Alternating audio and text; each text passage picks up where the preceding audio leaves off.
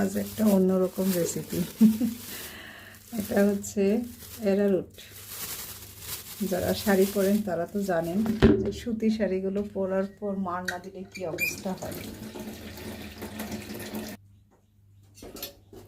শাড়িতে মার তো দিতেই হয়, আর আমি বেশিরভাগ একটু সুতি শাড়ি পরা পছন্দ করি, যার কারণে আমার শাড়িতে একটু বেশি মার দিতে হয়। তো এটা অ্যারারুটটাকে আমি প্রথমে ঠান্ডা পানি দিয়ে গুলিয়ে নিই।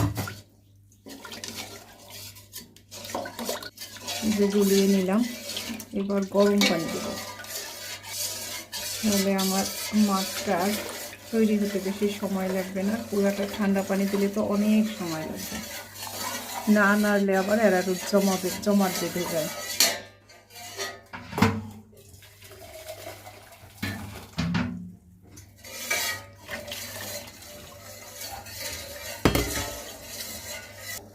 চুলা ধরিয়ে দিয়েছি, খুব তাড়াতাড়ি এটা কালারটা চেঞ্জ হয়ে যাবে। অনেকেই ভাতের মার দিয়ে দেন, কিন্তু আমি এটা পছন্দ করি না, কারণ বিভিন্ন মন্দিরে যেতে হয় বা কেমন একটা লাগে আমার ভাতের মার দিতে। আমি সবসময় অ্যারারুট দিয়েই কাপড় মার করি, জামা কাপড়, এতে কাপড়টাও ভালো থাকে এবং কালারটাও বেশ সুন্দর হয়। প্রায় হয়ে গেছে, আমি আরেকটু গরম পানি দিয়ে দিব। এটা একদম অনবরত নাড়তে থাকতে হবে, না হলেই জমাট বেঁধে যাবে। আবার রান্না শেষ করেও ঠান্ডা পানি মিশিয়ে রাখবো, নাহলে উপরে একটা মারের সরের মতো পরে একদম জমাট বেঁধে যায়। আসলে সুস্থতা বা স্বাস্থ্যকর জীবনযাপন পদ্ধতি শুধু খাবারের মধ্যে নয়, সব কিছুর মধ্যেই চিন্তা করে নিতে হয়। যেমন আমি সুতির কাপড়গুলোই পরা বেশি পছন্দ করি, তার মধ্যে মণিপুরি শাড়ি আমার সবচেয়ে বেশি পছন্দের, কারণ ওরা হাতে তাঁত করে এবং সুতাটা ভালো সুতির।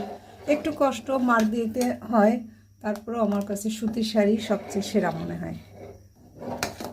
মারটা প্রায় হয়ে গেছে, এটা একেবারে অনবরত নাড়তে হবে, একটু থামলেই এটা একদম জমাট বেঁধে যায়। চুলা বন্ধ করে দিয়েছি, কিন্তু নাড়া বন্ধ করিনি, নাড়া বন্ধ করলেই জমাট বেঁধে যাবে।